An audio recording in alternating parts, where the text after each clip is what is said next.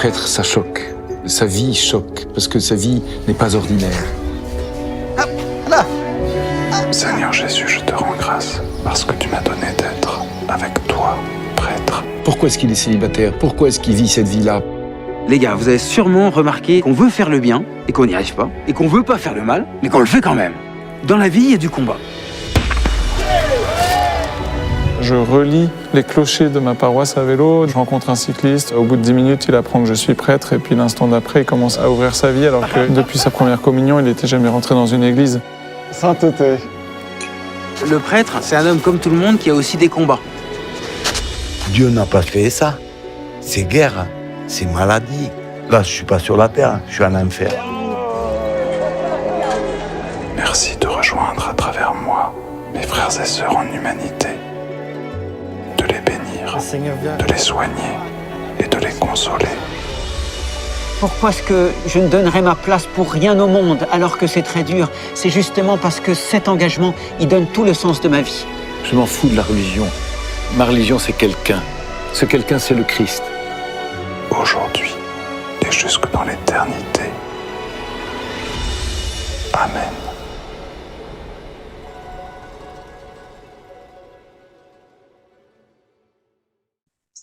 Cher Paul, c'est un plaisir de t'accueillir sur ma chaîne YouTube. Un plaisir, en même temps un honneur, vraiment. Pourquoi? Parce que comme prêtre suisse, j'ai eu le privilège d'aller voir le film dans lequel tu participes, Sacerdoce, sur Belfort, parce qu'actuellement en Suisse, on n'a pas les droits. J'aimerais pouvoir obtenir les droits pour qu'on puisse diffuser largement ce film. J'ai fait déjà des commentaires sur ce film. J'ai dit que pour moi, c'était une bouffée d'oxygène dans ce marasme dans lequel on vit actuellement. Ces prêtres abuseurs, cette église qui est compliquée, stéréotypée, etc. Et je me suis dit, mais d'avoir 5 confrères qui parlent vrai, qui parlent simplement de ce qu'ils vivent, c'était pour moi un très grand moment d'émotion. Je l'ai dit, dans cette salle, il y avait des personnes de tous âges, il y avait des familles, il y avait des adolescents. Je n'ai pas entendu une mouche qui volait durant le visionnement de ce film, donc splendide. Et en réécoutant la bande-annonce, je réécoute ta prière. J'ai déjà eu souvent des moments très émotionnants, je peux le dire, en réécoutant ça. Merci de rejoindre à travers moi mes frères et sœurs en humanité pour les bénir ou de les bénir, de les soigner et de les consoler. Mais quelle magnifique prière. Alors, est-ce qu'elle était spontanée, cette prière, Paul, ou est-ce qu'elle était réfléchie? Elle a été écrite à l'avance, et au fil des jours, à partir du moment où le réalisateur me l'a demandé, parce qu'elle a été enregistrée en pleine post-production, bien après le tournage. Bien après le tournage? Ok. Voilà, donc ça, c'est les coulisses du film. Il y avait finalement, je n'avais pas de micro quand on a tourné ces images par drone dans ce champ de colza à côté de mon presbytère. Mm-hmm. Et effectivement, donc l'équipe a voulu que je puisse sur ces images exprimer ma prière sacerdotale la plus profonde. Et donc j'ai reçu cette commande vers le mois de juin dernier. Paul, il faut à tout prix que tu m'enregistres une prière vraiment sacerdotale qui illustrerait ces images et qui durerait une quinzaine, vingtaine de secondes. Et ça a été déjà voilà, une très belle étape, c'est de rédiger cette prière. Et encore une fois, au début, elle était trop longue, etc. Donc, je l'ai simplifiée. Et ensuite, de trouver la personne capable de prendre le son avec une qualité voilà, qui permettait de l'intégrer à la bande-son du film. Et donc j'ai rencontré un ingénieur du son, un professionnel qui a pu, dans le presbytère, on s'est mis dans la pièce des archives, une petite pièce qui absorbe bien les sons.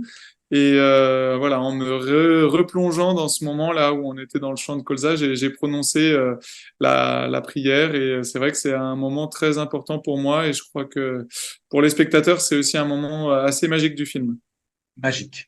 Ça n'est pas pour rien qu'il l'a gardé dans la bande-annonce. Ouais, c'est vraiment quelque chose qui est d'une profondeur.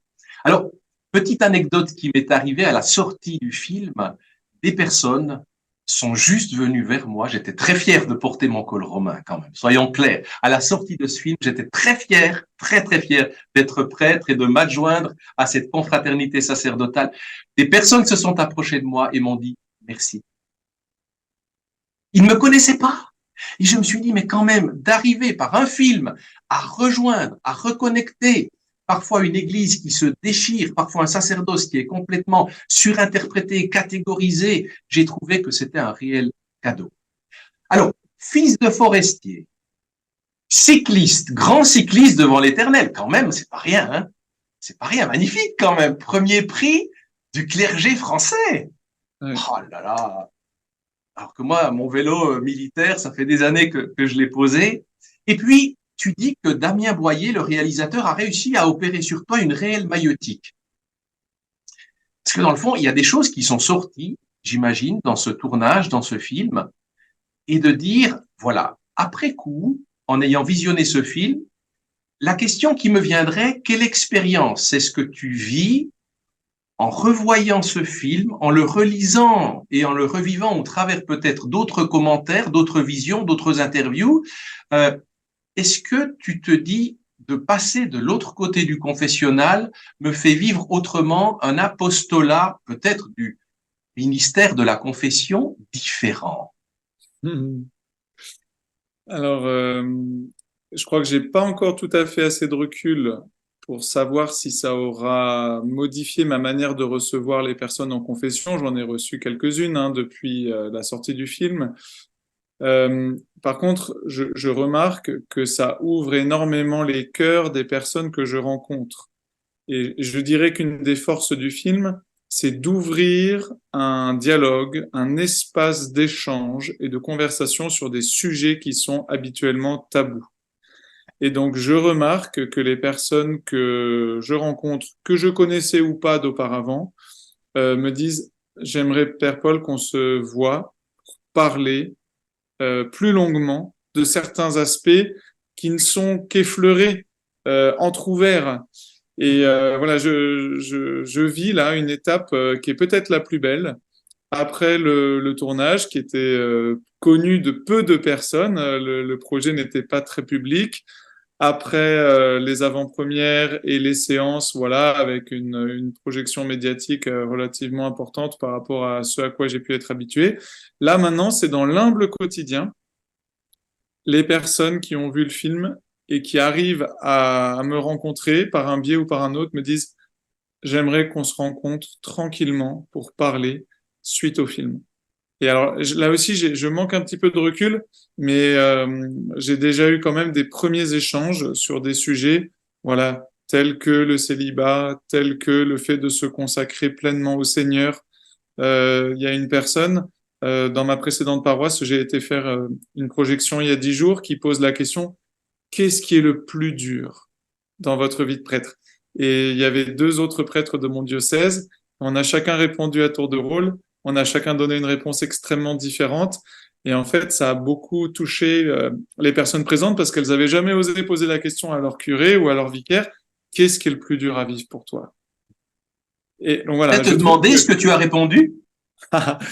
Alors j'ai répondu, après j'ai réfléchi, est-ce que c'était vraiment ce qui avait de plus dur?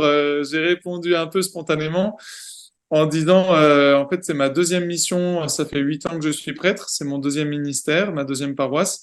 Une chose qui me marque, c'est que ça fait donc pour la 2e fois, je ne sais pas combien de personnes ont la clé de chez moi et je n'en connais pas la liste nominative.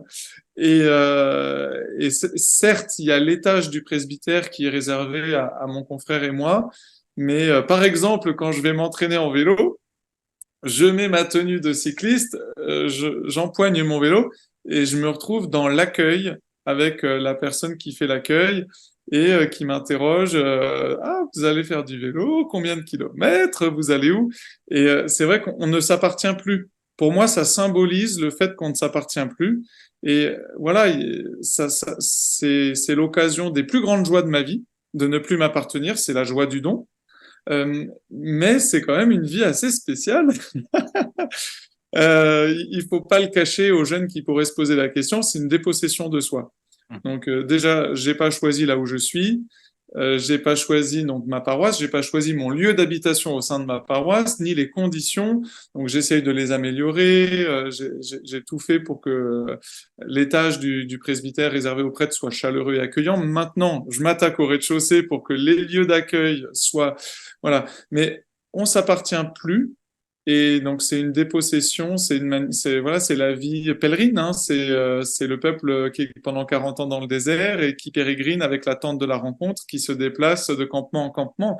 Donc c'est très biblique finalement, et du coup ça rejoint ce que nous disait notre supérieur au séminaire quand j'étais encore au séminaire. Il nous disait prenez le sacerdoce comme une aventure de la foi.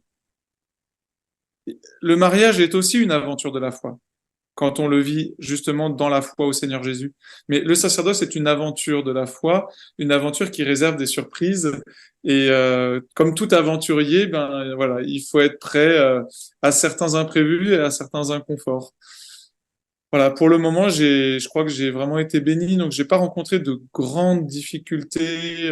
Voilà, j'ai des très bonnes relations avec mon évêque, on a des bonnes relations au sein du presbytérium, j'ai des très belles relations avec les laïcs avec qui je collabore. Je regrette qu'ils ne soient pas plus présents dans le film, ces laïcs avec qui je collabore. C'est un des angles morts du film et il faudrait un sacerdoce 2 pour montrer ça. Et puis j'ai aussi un soutien familial très précieux qui m'aide au quotidien. Donc voilà.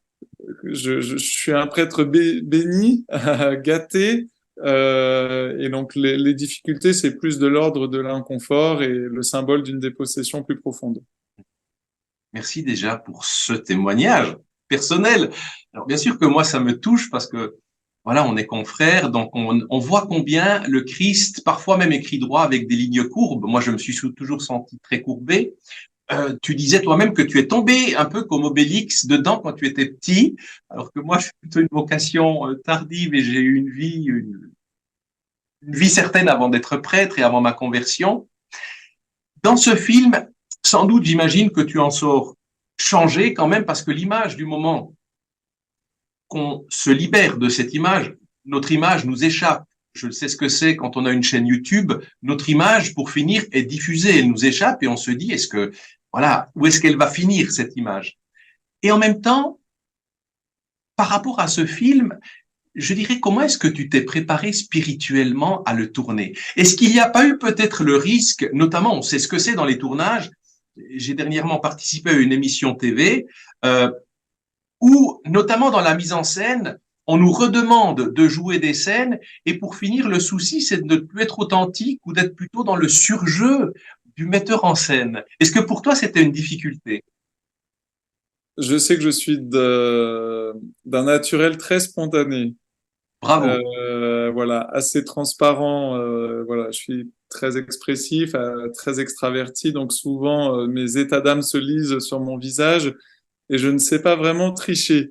Donc voilà, en fait, ça me donne envie de dire une chose que j'ai dite à la fin de chaque projection à laquelle j'ai participé. J'ai dit, je préviens tout de suite, je refuse 3 mots que j'entends pour me qualifier depuis que le film est sorti. C'est les mots d'acteur, de star et de vedette. Et pour rire, je dis les gens qui disent vedette, en France du moins, c'est les gens qui ont en général plus de 70 ans.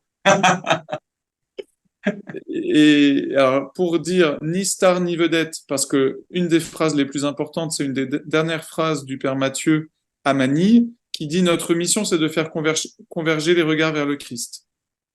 Et donc, j'ai dit à la fin de chacune de ces projections, si vous vous souvenez de nos 5 visages, plus que de celui du Christ, le film a loupé sa cible et on est complètement à côté de la plaque. Et donc, j'aime bien dire, ça a été nous 5, ça aurait pu être 5 autres. S'il y a un sacerdoce 2, il faudra que ce soit 5 autres. Et nous, on est là pour, comme disait le Père Matthieu, conduire les gens au Christ et surtout apporter le Christ aux gens. Magnifique. Donc voilà, ni star ni vedette et pas acteur. Pas acteur, c'est un film documentaire. Et donc moi, j'ai été moi-même et faire abstraction de la caméra. ça dépend, je dirais, plus du génie de l'équipe que de moi. En fait, l'équipe, elle se fait invisible. Donc, on sait qu'on a le micro et effectivement, quelques fois, on a repris, mais c'est vraiment à la marge.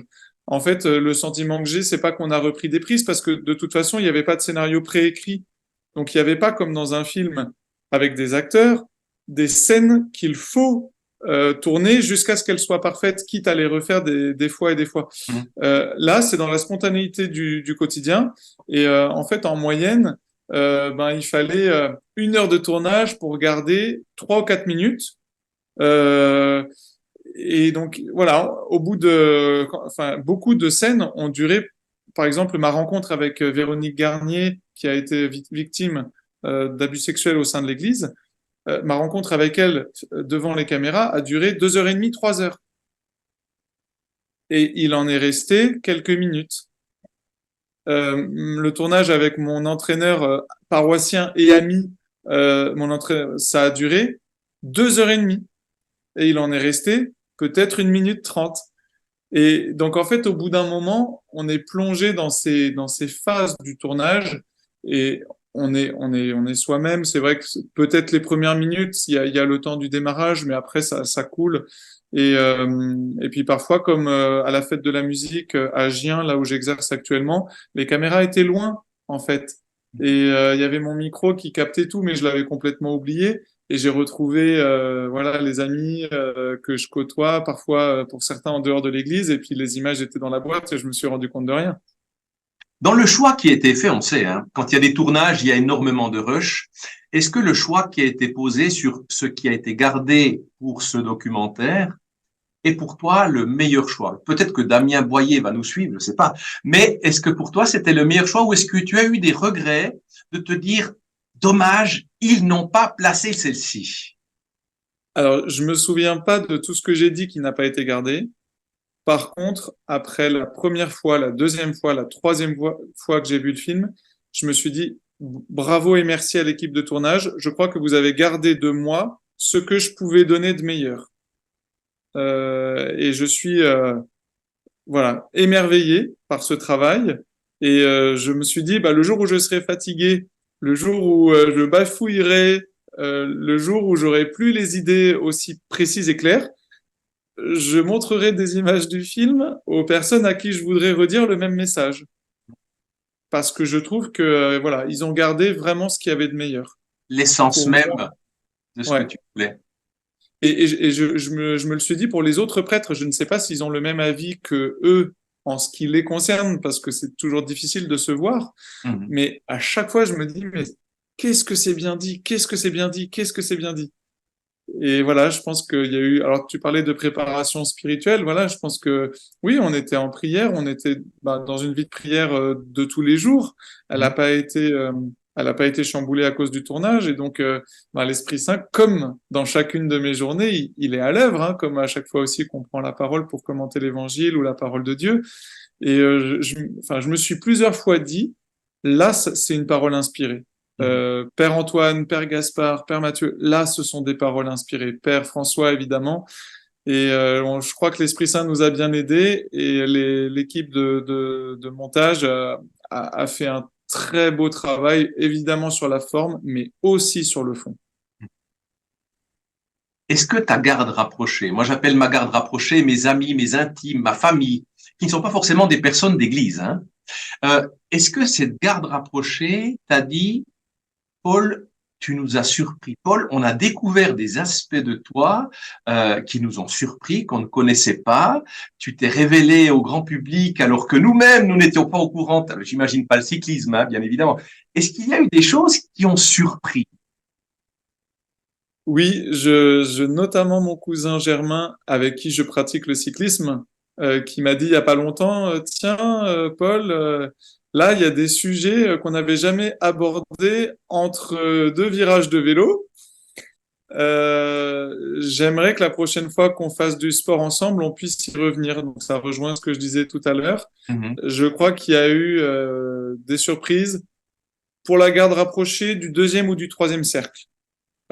pour ma famille, par exemple, mon frère dont je suis très proche m'a dit, voilà, j'ai beaucoup aimé ce que tu as dit, mais je n'ai eu aucune surprise. Je savais déjà tout de ce que tu as dit. Donc voilà, c'est une réponse du coup en nuance. La garde très rapprochée n'a pas été surprise, mais une garde rapprochée du deuxième cercle un petit peu quand même.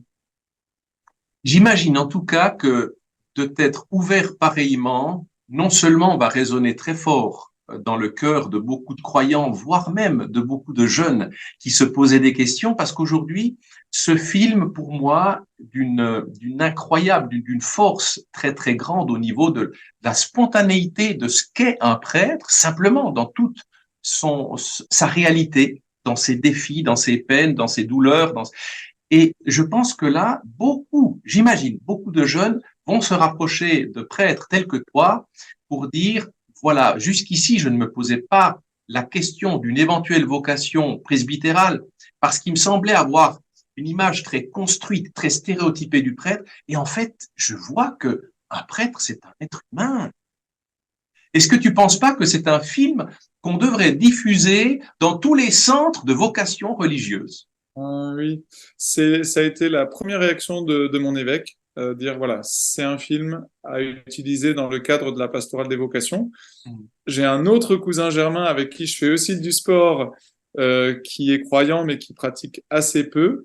Dès que le film c'est fini, il a presque crié dans la salle, moi aussi je vais être prêtre. Excellent. Excellent. Donc ça c'était très très très spontané, très sympa. Et puis j'ai une maman qui m'a parlé à la fin d'une projection à Orléans, qui m'a dit Père Paul, avant de voir ce film, si un de mes fils me disait qu'il rentrait au séminaire, j'aurais été très partagé intérieurement entre la joie et une grosse appréhension. Je sors du film Sacerdoce et je me dis que si un de mes fils me dit je rentre au séminaire, j'aurai le cœur en paix. Alors là, merveille. Immense cadeau. Immense cadeau que j'ai reçu à la sortie d'une des projections. Ouais. Alors, par rapport à ça, on a vu cadeau, défi.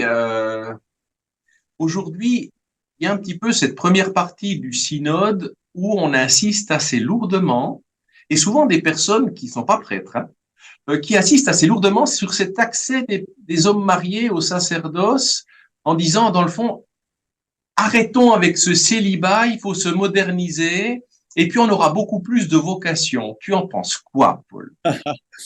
Je pense que le problème n'est pas là.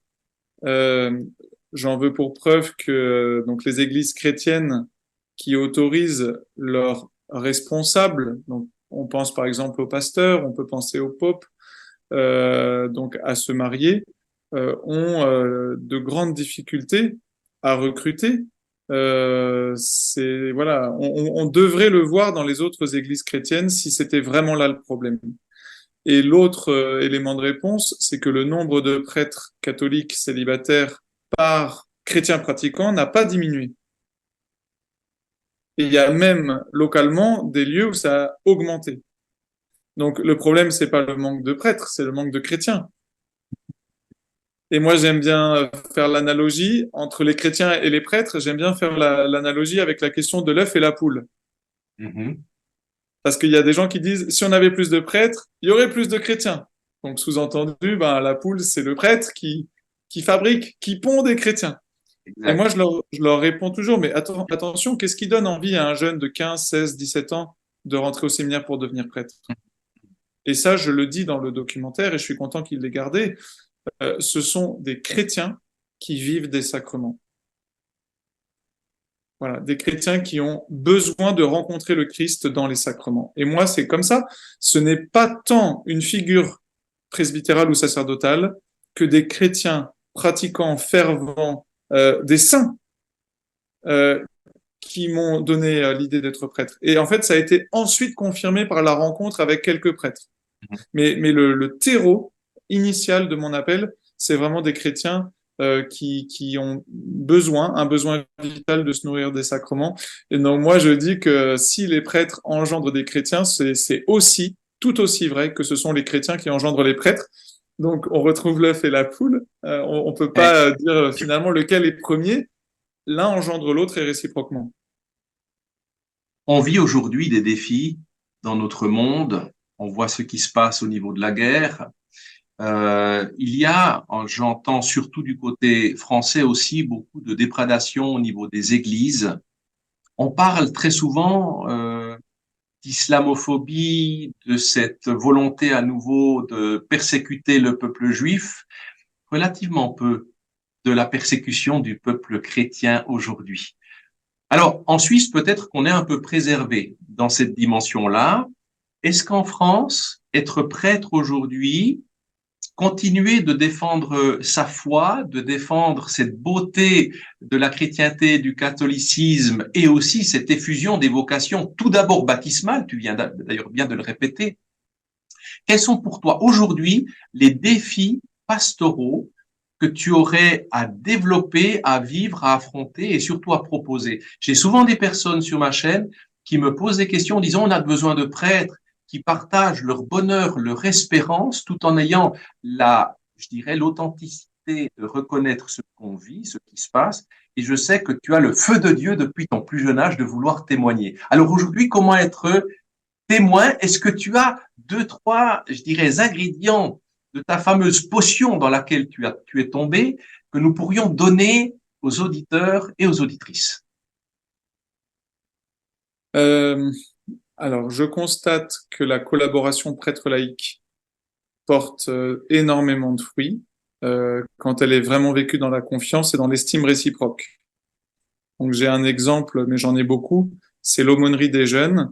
Donc, on a fait un pari dans le diocèse dans lequel je suis, c'est d'embaucher des salariés, voilà, de débloquer des fonds pour cette mission auprès des jeunes, dans l'idée que des responsables d'aumônerie bien collaborent avec des prêtres.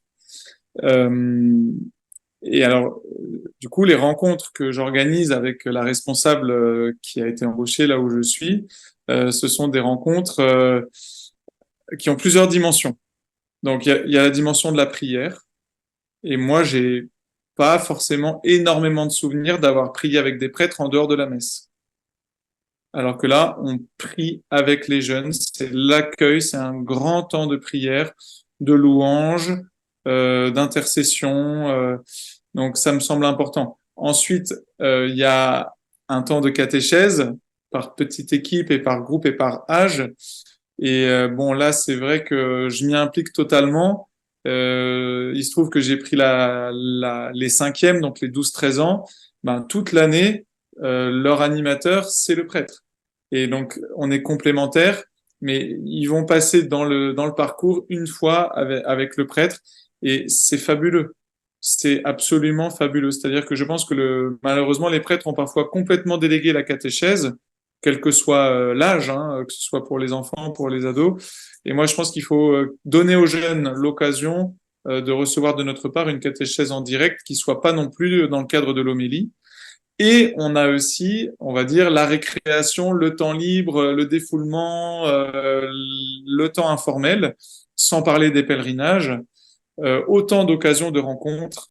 Et c'est vrai qu'il y a une jeune de l'aumônerie de la paroisse qui me dit, depuis qu'elle m'a rencontré, « Ah, mais vraiment, vous êtes humain, vous êtes humain !» Et donc moi, c'est ce que j'ai dit déjà plusieurs fois, c'est il faut qu'on soit accessible.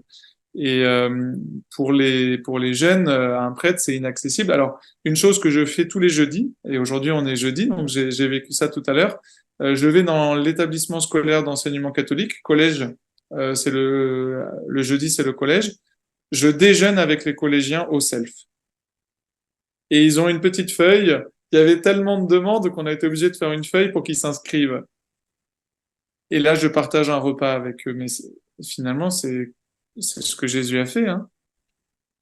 Partager des temps de marche, des temps de voyage, des temps de repas, où il y avait donc des rencontres et des discussions. Et là, dans la file d'attente pour aller manger, il y a une jeune fille qui vient plus à la messe, que je célèbre le jeudi, qui vient plus trop à la pastorale. Elle a énormément de questions dans son cœur et je lui ai dit, avant qu'on se sépare, veux-tu que je demande à l'animatrice en pastorale scolaire qu'on puisse prendre un rendez-vous avec toi et deux, trois amis pour échanger sur ces questions que tu m'as posées. Elle m'a dit oui, j'aimerais beaucoup.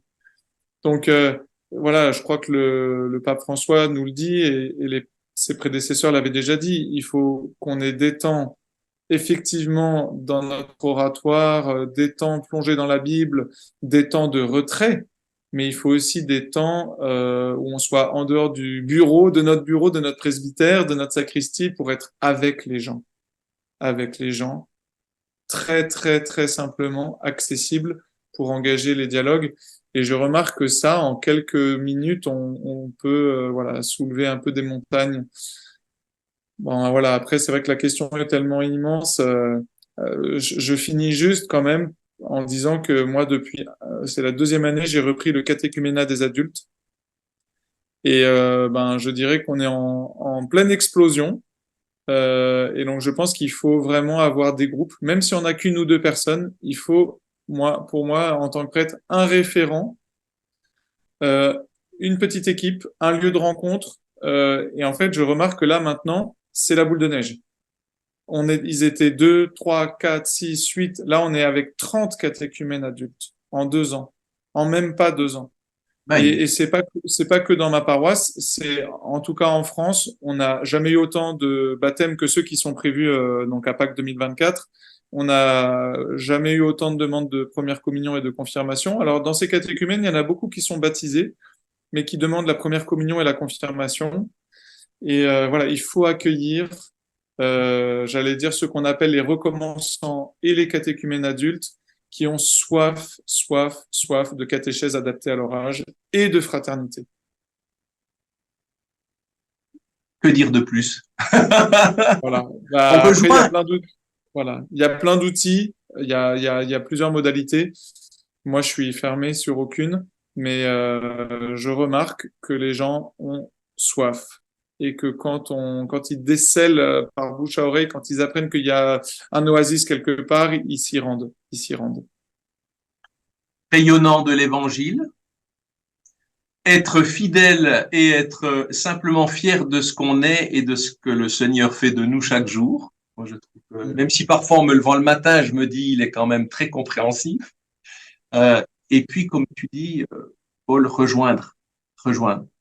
Et je crois que ça aussi, tu l'as toi-même répété, d'entendre qu'il est très difficile aujourd'hui d'amener les personnes à Dieu, mais il est facile d'amener Dieu aux gens. Mais c'est ça qui nous est avant tout demandé, avec ce qu'on est, avec nos limites, parfois même avec nos coups de gueule, ça nous arrive, mais profondément avec ceux que le Seigneur a appelés à devenir prêtres. Et je crois que chaque jour, si on ne fait que d'être nous-mêmes, il fait de nous des pures merveilles.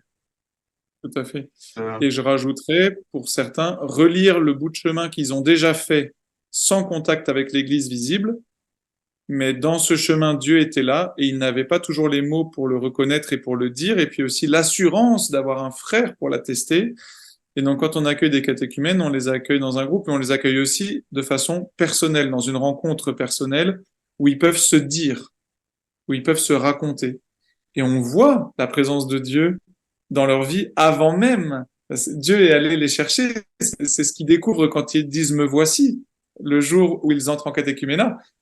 Certains pensent que la démarche vient d'eux-mêmes, et puis en cheminant, en réfléchissant, ils se disent « ben non, c'est le Seigneur qui est venu me chercher ». Et relire, c'est traces de l'action de Dieu par son esprit dans la vie des gens avant même qu'il n'ait rencontré un prêtre, un catéchiste. C'est absolument merveilleux. Il préexiste en nous avant toute chose. Et tout à fait. C'est magnifique. En tout cas, un grand message d'espérance, Paul. Grand message d'espérance. Ah oui, tout à fait. Tout à fait. Moi, je suis plein d'espérance car il y a beaucoup de chercheurs de Dieu. Sachons vraiment les accueillir comme ils le méritent. En tout cas, un grand merci. À nouveau, une deuxième bouffée d'oxygène après le film, c'est ce temps d'échange pour moi qui était un pur moment de grâce. Et ce moment de grâce, on va pas le garder pour nous. On va bien entendu le diffuser autour de nous parce que notre parole, telle la parabole des talents, on doit pas l'enfouir, on doit la pousser toujours plus loin et la faire fructifier. Donc, un grand merci. Je te dirais que le Seigneur accomplisse en toi ce qu'il a commencé. Il a commencé de bien belles choses, Paul. de bien belles Merci. choses. Merci, Et Romain. puis, je pense qu'on reste véritablement proche. Nos cœurs de prêtres restent proches dans la prière, dans l'espérance. Et aujourd'hui, c'est ça, c'est de relever chaque jour et de nous pousser chaque jour là où le Seigneur nous conduit. J'espère que nous aurons une fois l'occasion de nous voir en chair et en os. En tout cas, nous œuvrons vraiment profondément pour la même Église au service de Dieu. Nous restons à disposition. J'espère qu'il y aura beaucoup de commentaires. Je me permettrai aussi de te transmettre peut-être les commentaires, les nombreuses questions. Et puis, comme je termine à chacune de mes vidéos, que celui qui a des oreilles entende. Merci Paul, à très bientôt. À bientôt. Merci.